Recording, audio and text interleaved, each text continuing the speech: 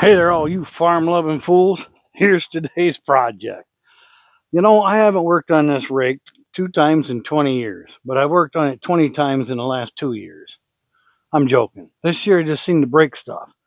So let me show you what I've run into. Again, I haven't worked on this very little in 20 years. Let's start off with I broke, or it broke, this part.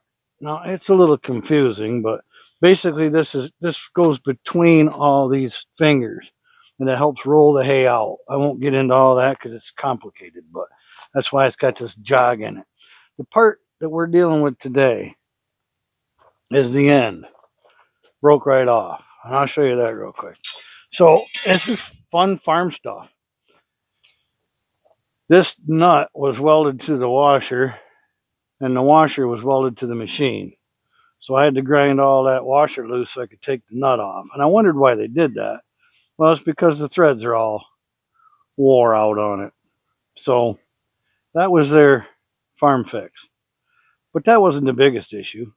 The fact that all this booger weld, which was probably done in the field a long time ago, but you can see where it was broke before, and they still left the backside where they couldn't weld had a crack in it. Amazingly enough, as ugly as this weld is, it held until it broke a whole nother spot.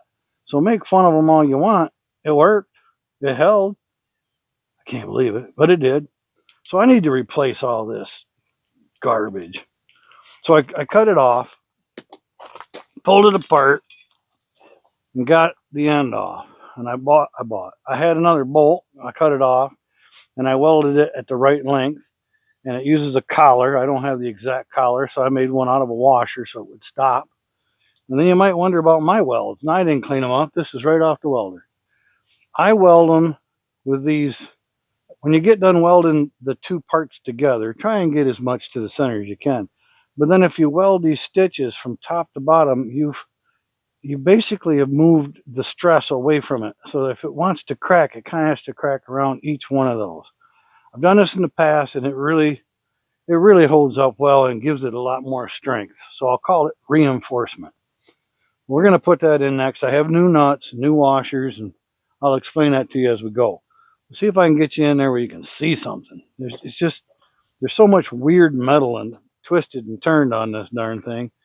Hard to get a good view, but I think you can see me there. If not, I apologize.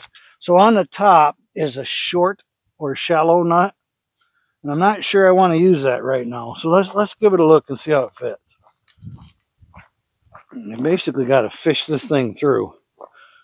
It comes in behind. I know you can't see. I can barely tell because it goes. You got to weave it through this one and through that one. It goes up into a hole there and a hole here, and we got a pretty good fit. So it looks like I got a fair amount of thread showing. They use tall nuts up here and short ones on the bottom. So I have a new large nut. I'll use that on the top. Of course, I'm at the spot where you really can't get in around this. They build them to work, not to work on, which is fine. Well, that's going to be all right. Now let's go see about the inside part. I'm going to use the short nut that I've got here with a brand new lock washer. And I'll show you another thing about how lock washers work, but they do have their flaw because they're split. It weakens them a little bit. Let's see if I can get you down there. Oh, you can see, I guess. So before we had just a mess down here, I ground it, resurfaced it, kind of got everything fixed up to where I can just put a nut and a bolt on like it's supposed to. I don't know. They got large nuts here too. I'm going to try a small nut. I think it'll be fine. Or I'll go in the shop and find another big one because I'm paranoid. But the next one broke just the lock washer over here. So I got the torch out. I'm already here. I got this cardboard for my knees because those rocks are sharp. So all we're going to do on this one, it might still be hot. I had her a red colored. And we're just going to put a new lock washer on that and tighten her right back up where she belongs. It's not too hot. She's warm. You wouldn't want to put it in your pocket.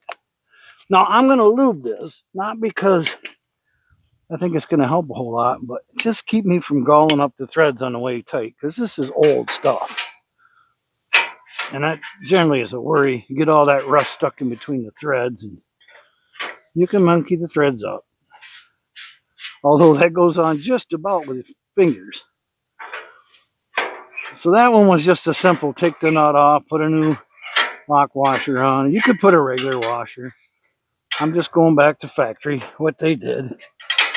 On farm equipment, I agree with Tom Tight.